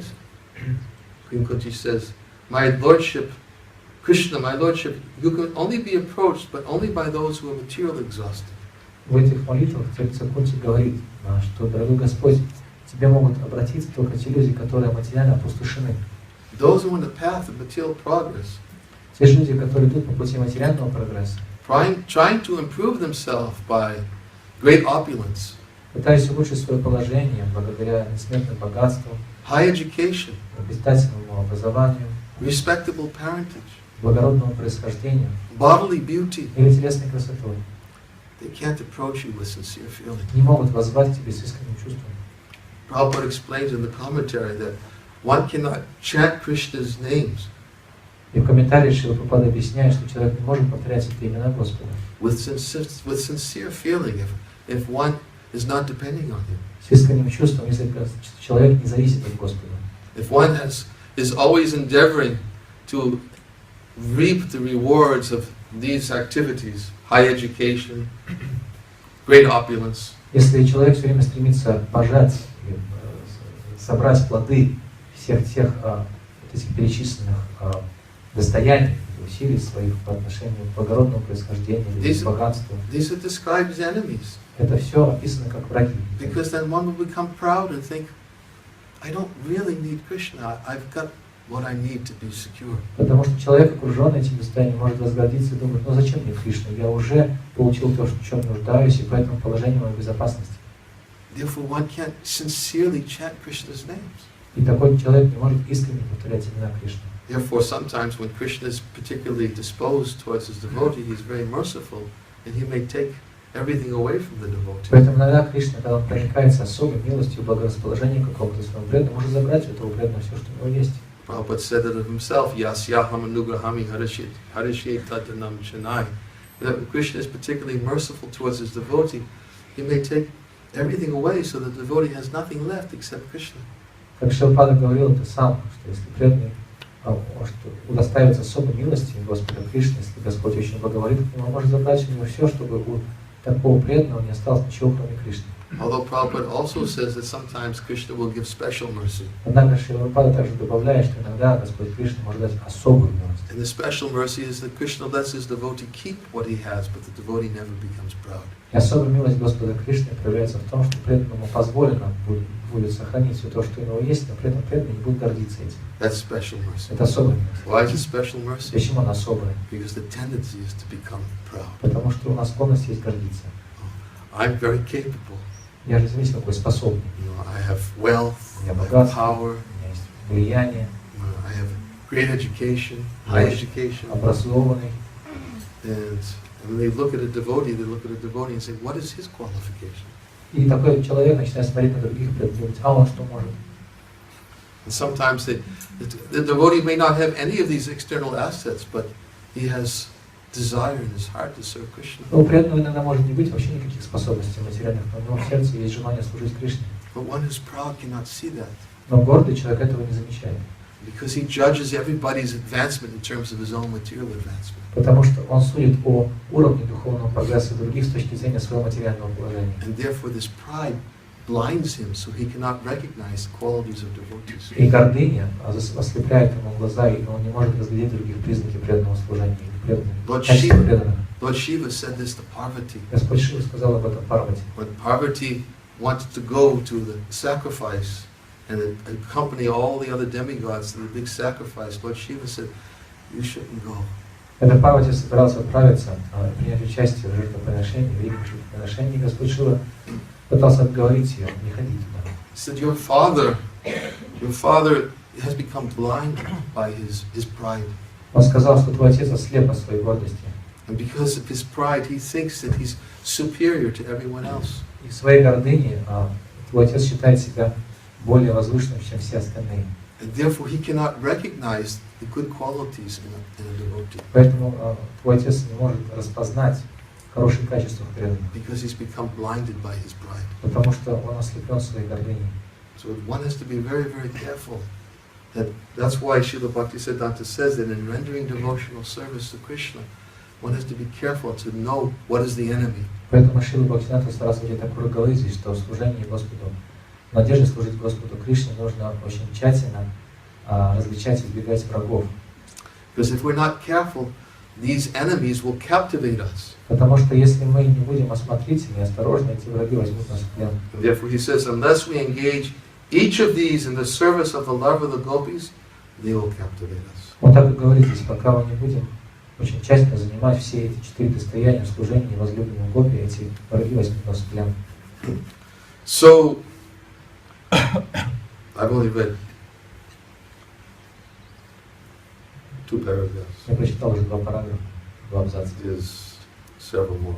Есть еще несколько абзацев здесь. But we can continue some of the time. Но мы продолжим это чтение. Does anybody have any questions Если у about кого-то it? вопросы о чем-то, что мы сегодня обсудили, Specifically about what we've talked о about. том, что мы сегодня обсудили. I don't want to hear about Radharani's relationship with Lord Balaram. Я не хочу задать вопросы о взаимоотношении Радхарани с Господом Баларамом. A devotee once asked Prabhupada a question just like that. Prabhupada is furious. Однажды преданный задал вопрос Прабхупаде про взаимоотношения между Шримати Радхарани и Господом Баларамом. Прабхупада просто разгневался не на шутку.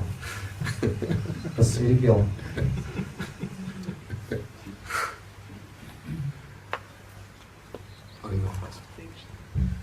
Maharaj, so we can say that the pure devotee clearly understand that he hasn't have anything, including his body, mind, any abilities. So everything belongs to Krishna. That's why he is not identifying himself with all this material conception of life. That's why he is fully free from this. He can understand this point that I am the Gopi Bhartu Padakamalaya, that I am servant of the servant, because that is a pure stage of life. This is liberated state. Because the Srimad Bhagavatam says that without this liberation, only the pure devotional service can be attained only on the stage of liberation. Prabhupada Prasanna, after this we can only render this pure devotional service. So what's the question? The question is that this understanding you can get only after when we are completely free from this material conception of life, isn't it? Go ahead, ask your question in Russian so the devotees know what I'm answering. Мой вопрос в том, что чистый преданный, он понимает, что ему ничего не принадлежит, что у него нет ни тела, ни ум, включая тело, ум, и все способности, которые у него есть, они не принадлежат ему, и поэтому он свободен от этого загрязнения, понимания, что он является, у него нет гордости, он свободен от гордыни. Точно так же, как чистое преданное служение невозможно, если человек не находится на уровне освобождения. Только с уровня освобождения возможно чистое преданное служение. И вот это освобождение означает, что он свободен от этой материальной обусловленности. Вопрос заключается в том, что правильно ли понимать, что занять положение Гопи Бартур Падакамалайар Даса Дасан Дас, что это положение можно достичь только тогда, когда человек, это означает, что он не считает себя кем-то или чем-то. То есть без этого понимания невозможно достичь этого уровня. Правильно ли это понимание, что мы не можем достичь этого уровня слуги, если мы не свободны от материальной концепции? Is that the same thing you said to me in English? No, Okay. difficult for translation in Russian. Essentially, yes. Ну, в общем, да.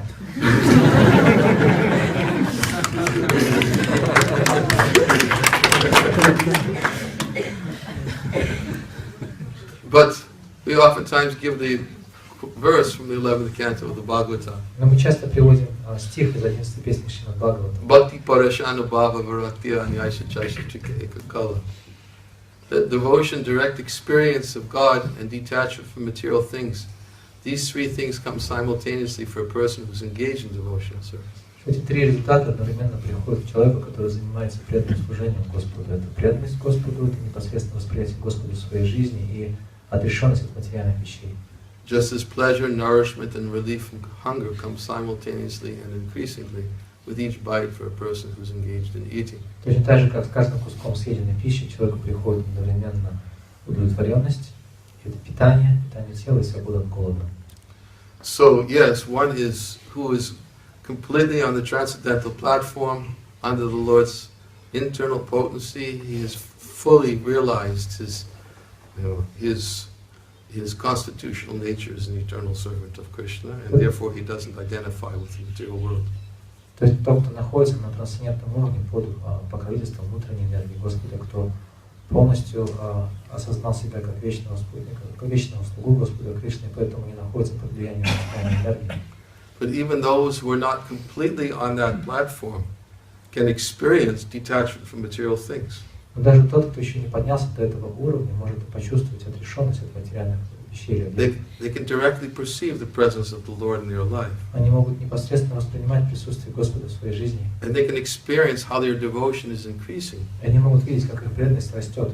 By having come in contact with devotional service. Соприкоснувшись с преданным служением Господу. So by coming in contact with devotional service and engaging in the service of a Vaishnava, of a pure Vaishnava, соприкоснувшись с преданным служением и занимаясь преданным служением Вайшнава, and by rendering devotional service, even though there still may be some anarthas still within the heart, и оказывать такое служение, даже если по-прежнему сохраняется анархия в сердце, one to that degree can experience detachment from his material body. вот настолько такой человек может почувствовать отрешенность от материального тела. Right? Detachment material, just as like a person who's eating with each bite. От материальных вещей, точно так же, как человек, который ест. Each example, analogy is given. With each bite, he feels some pleasure, tastes good. С каждым куском съеденной пищи, как говорится в этом примере, он чувствует вкус приятия. Feels some strength. Он чувствует, что прибавляется сил. And he feels that, hey, my hunger is going away. И чувствует, что наедается. He's becoming less conscious of his hunger. It's going away. Значит, его голод начинает все меньше и меньше волновать, потому что уходит. And that's compared to detachment of material things. Вот это сравнивается с отрешенностью от материальных вещей. You can see how he thinks less about enjoying the pleasures of the body. Он может начать думать меньше о наслаждении телесными какими-то видами наслаждений. He thinks less about the demands of the body. Он начинает думать меньше о потребностях и запросах тела. Right? To the degree that he's engaged in devotional service. Настолько, насколько он занят преданным служением. So it's not that one has to come to the completely transcendental platform to get experience of this. То есть не то, что человек должен подняться на полностью трансцендентный уровень для того, чтобы получить полный опыт этого. Or to be completely liberated. Или чтобы стать полностью освобожденным. Prabhupada, I think Manamohan was just using this example today. Talking about the liberated soul, right? Prabhupada gives the example of the liberated soul. И Шрилапада приводит пример с освобожденной душой.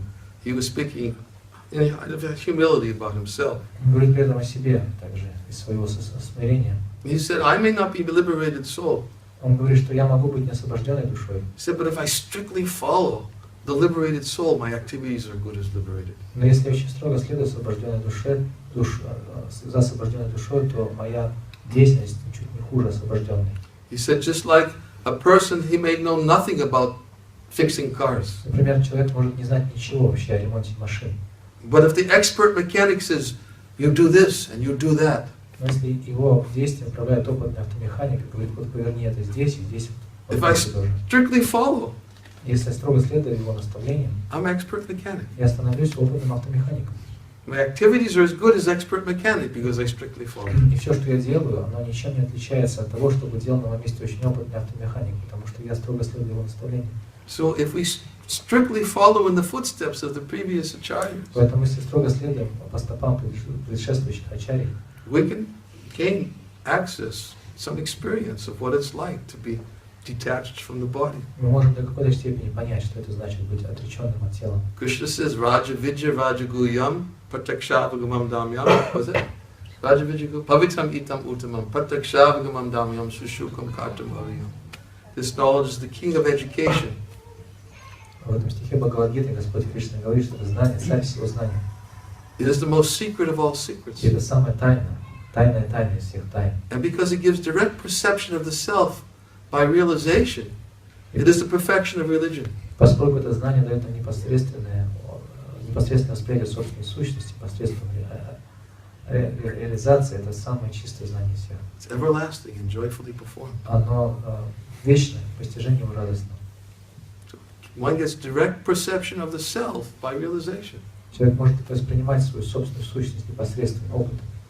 Simply by getting direct perception of the self, I am Krishna's servant. Воспринимая на собственном опыте, что я слуга Кришны, Automatically, one becomes free from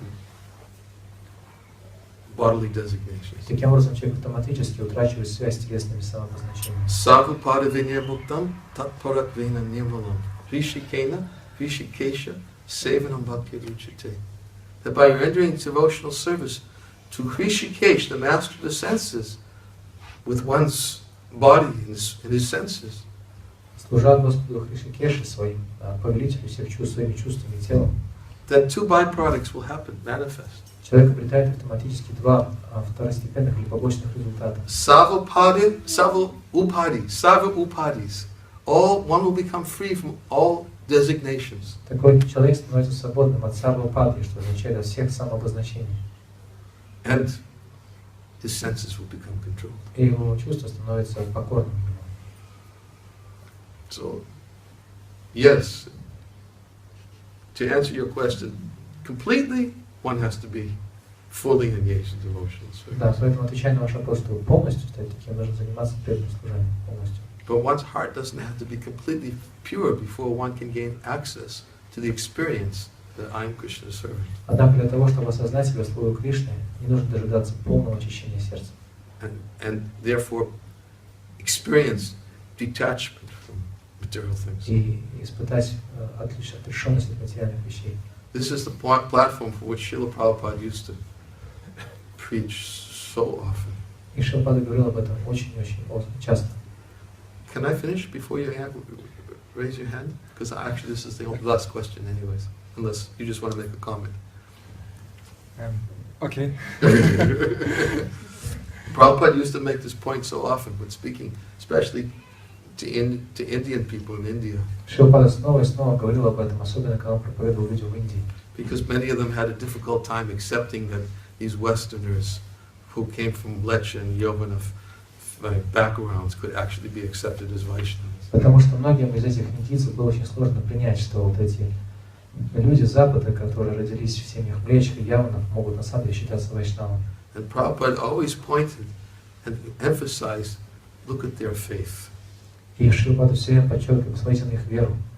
Look at, because of their faith, they've given everything to Krishna. How can you find fault? Они развили такую твердую веру в Кришну, что отдали ему все, как можно в них искать недостатки. And one person once asked Prabhupada if he could do magic. Однажды у Шрилапада спросили, а вы можете фокус показывать? Волшебство делать?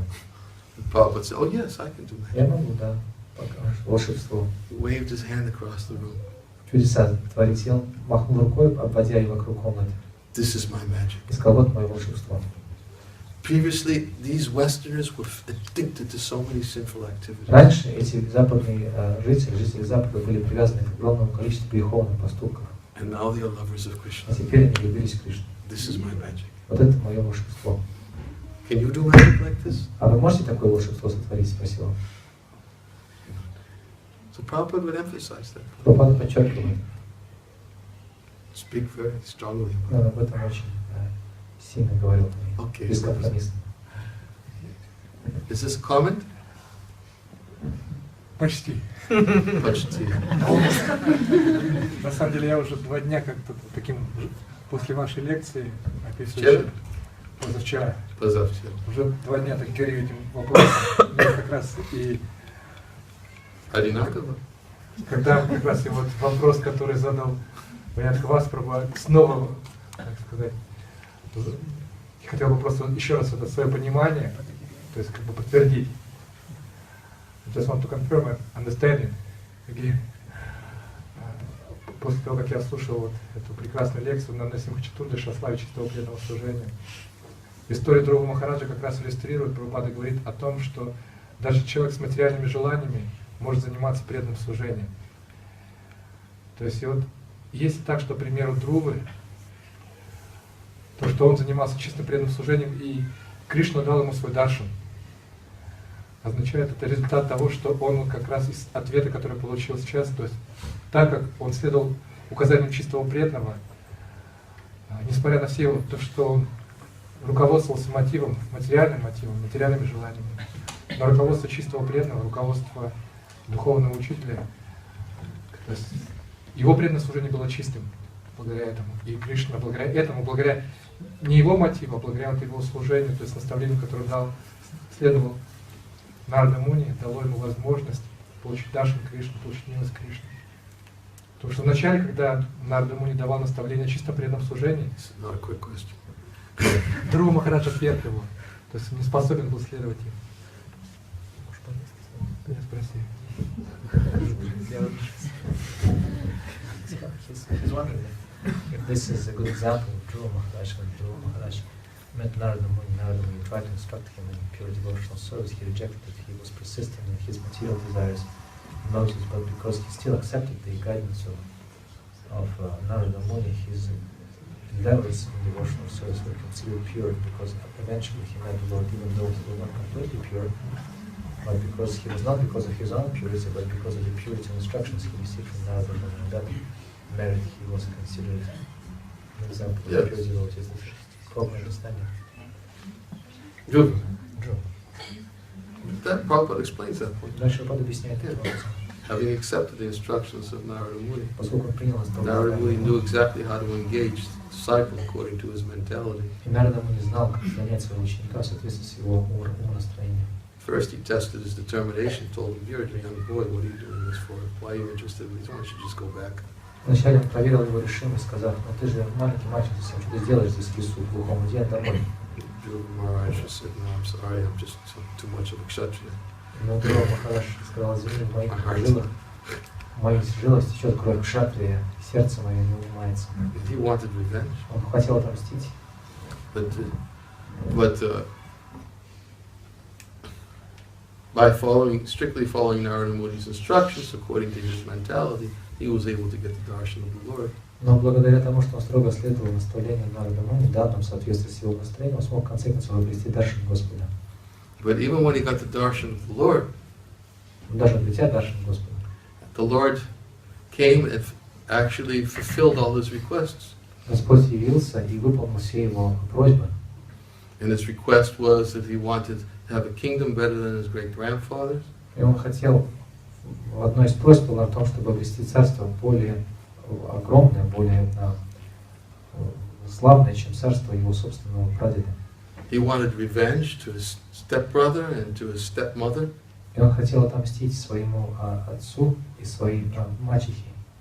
These are the things that he wanted. Прошу прощения, отцу, брату и мачехе. And when the Lord appeared before him, the Lord, actually the only thing the Lord told him is, okay, this will happen. Your brother will be killed. Your stepmother will actually go into the forest looking for him and she'll be killed. And you'll get a kingdom. И когда Господь явился, он сказал: ну все так и будет.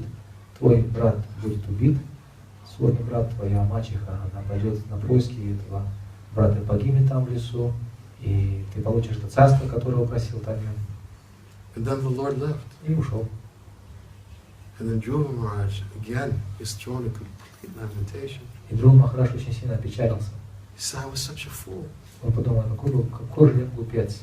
The Lord came here to fulfill my previous desires that I asked of him. Господь пришел, чтобы выполнить мои желания ранее, к которым я пытался обратиться. He was right here in front of me. И он стоял прямо передо мной. I could have asked him for the opportunity to associate with his devotees birth after birth. Я мог попросить у него возможности общаться с его преданными из рождения в рождение. But the only thing he told me was just the fulfillment of my previous desires. Но единственное, что пообещал исполнить, это выполнить мои предыдущие желания.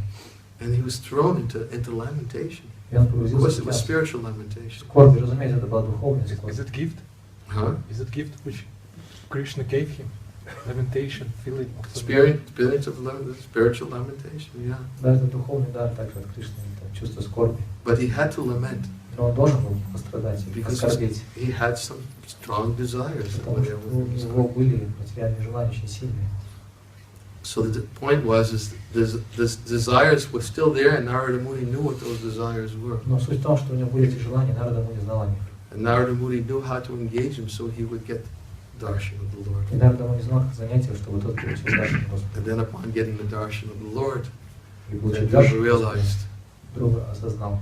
I came here looking for a piece of broken glass, and I found the most valuable Я jewel. пришел сюда в лес на поиски битого стекла, нашел бриллиант. What a fool I was. Какой же я был глупец.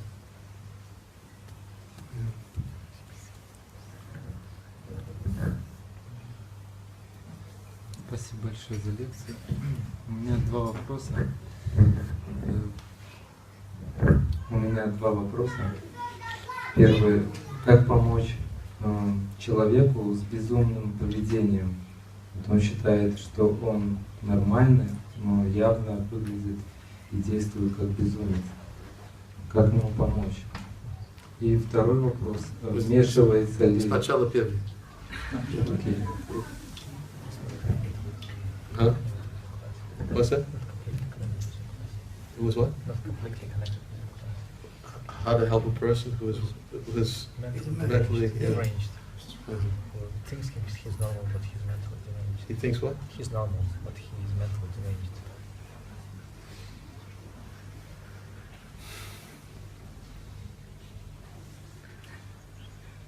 Well, without knowing the exact situation, it's very difficult to know how to help the person.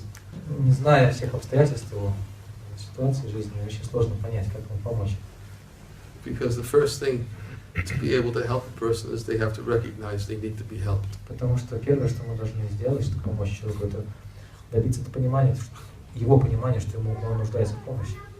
If they can't even come to that realization that they need to be helped, then there's not much you can do to help them. Если сам человек не понимает, что ему нуждается в помощи, вы со своей стороны можете делать немного совсем, чтобы помочь. So, best way is to try to help them understand they need to be helped. Поэтому самое лучшее, что можно сделать, это попытаться помочь ему понять, что он нуждается в помощи. That no matter who will help them is not so important, but they need to be helped. А кто ему в этом поможет, не так уж важно. Важно ему помочь в этом. And then, if they don't respond to that, then the best thing to do is just within your heart, you just pray to Krishna to please help this person. И если он на ваши попытки помочь ему не откликается, то единственное, что вам остается, это просто молиться Господу Кришне в своем сердце, чтобы он ему помог. Just like it's described in the 11th canto of the Bhagavatam, the picture of Krishna consciousness when dealing with atheistic persons. They're meant to be neglected. Как в 11-й песне Бхагаватам говорится о том, что проповедник в сознании Кришны, встречаясь с атеистами и с единственными людьми, он знает, что их нужно избегать. I'm not comparing this person to an atheistic person. Я, разумеется, не сравниваю того, о ком вы говорите с атеистом. But the point is that's made is that even though the Vaishnava, because he sees Krishna within the heart, he neglects the atheist, but still within his heart, he prays for their welfare. Но суть в том, что поскольку Вайшнав знает, что Кришна пребывает в сердце, хотя он избегает или пренебрегает такими атеистами, тем не менее в своем сердце он молится о них. But he avoids them because there's nothing he can do to help them. Но внешне их избегает, потому что не может для них ничего сделать. And if he tries to help them, it only makes the matters worse. Если он попытается помочь им, то это лишь усугубит ситуацию.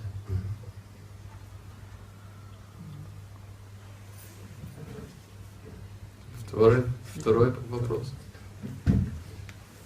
Is it connected to the talk? Это связано с тем? Это связано, да. С темой лекции. Я считаю, что связано. His mind, это не связано. Вмешивается ли Кришна в свободу воли живого существа, чтобы его подтолкнуть к правильным действиям, мыслям? Does Krishna interfere with the freedom of living entity to prod him in the right direction towards his devotion? As super soul, he does not interfere. Как сверхдуша он не вмешивается.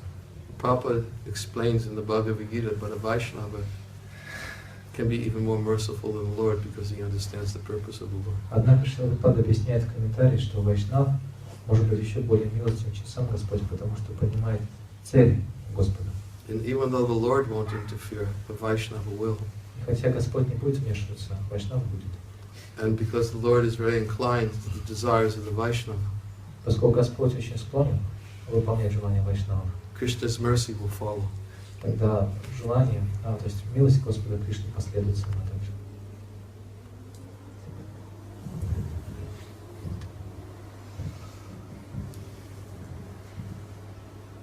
Okay.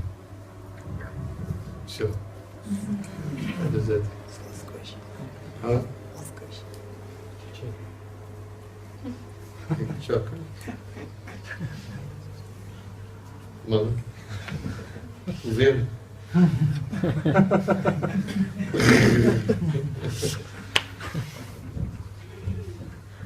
Вам сказали в начале лекции, что человек не должен думать, что его прогресс зависит не от него. Но в Бхагавад-Гите Кришна говорит, я и там вам пропаден дядь. То есть, как насколько человек включается, настолько я открываюсь. Объясните, пожалуйста. Прогресс зависит от того, что способность служить зависит. Способность служить. Скажите так. The way he understood is that the devotee, he said that you mentioned in the beginning of the class that the devotee shouldn't think that his progress in spiritual life depends on his endeavors, but Krishna in the Bhagavad-Gita says, to the extent you surrender to me, I reward accordingly. So how do we put these two things together? No, well, I said endeavors alone. От одних лишь усилий. При этом должен думать, что от одних усилий зависит. От одних лишь усилий зависит прогресс. Об этом что речь. Yeah. So, and then because to the degree that one surrenders to Krishna, насколько человек подается Кришне, by remembering Krishna, памятуя о Кришне, and attempting to serve Krishna, стараясь служить Кришне, then Krishna helps him to come to him. Кришна помогает ему прийти к себе. So it's not by the devotee's endeavor alone that he can make progress. Krishna helps him to come to him. Поэтому речь идет о том, что не одними лишь усилиями преданный совершает прогресс, Кришна помогает ему. But if one doesn't want to surrender to Krishna, если человек не хочет предаваться Кришне, Krishna is not saying that whatever method that you surrendered to is coming to me. is bringing him to. It says the bringing him to me.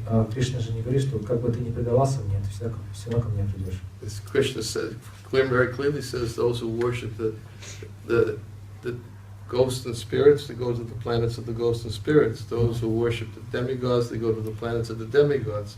Those who worship me, they come to me. Потому что Кришна говорит, что те, кто поклоняется духам привидения, отправляются к духам привидения, те, кто поклоняется предкам, отправляются к предкам, а те, кто поклоняется мне, будут жить со мной. So it's not that whatever path one follows, one's going to Krishna. Это не означает, что на какой бы путь человек ни встал, его этот путь точно приведет к Кришне.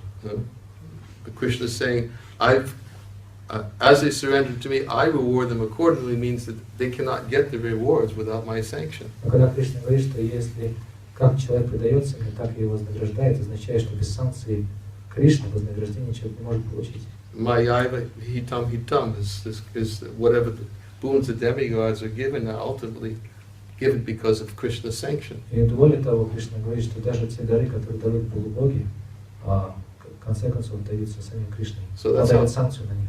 That's how Krishna awards them, but he doesn't award them by bringing them to him. Но Кришна таким образом дает человеку, даже такому поклоняющемуся полубогам, какие-то вознаграждения, но эти вознаграждения приводят человека к Кришне. So it may not necessarily be, in this devotional sense, an award. Другими словами, с точки зрения преданного служения, эта награда вовсе никакая не награда. Especially if it's to go to the heavenly planets, for a devotee, that's like going to hell.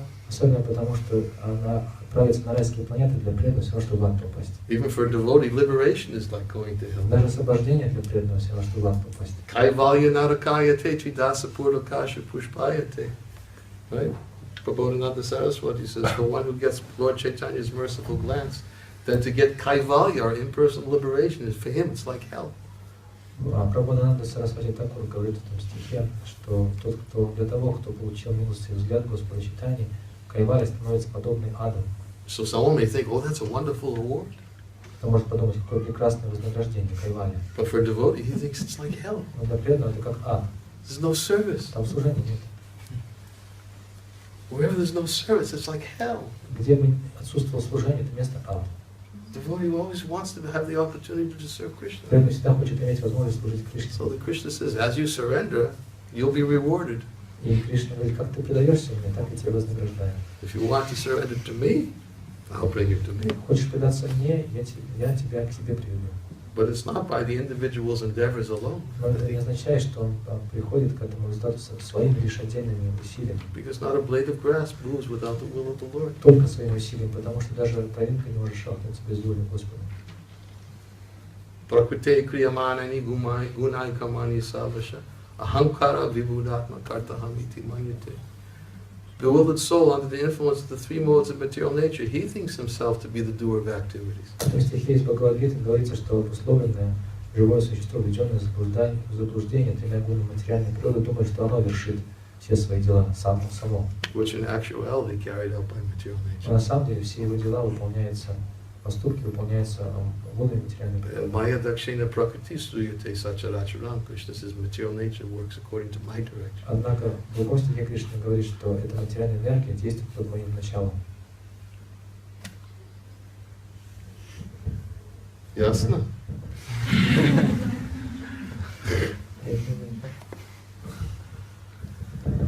Все. Харе Кришна.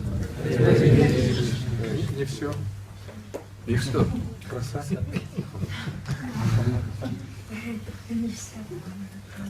Выдающийся Шри Ниранджана Свами Махарадж ки Jai. Шрила Прабхупада ки Jai.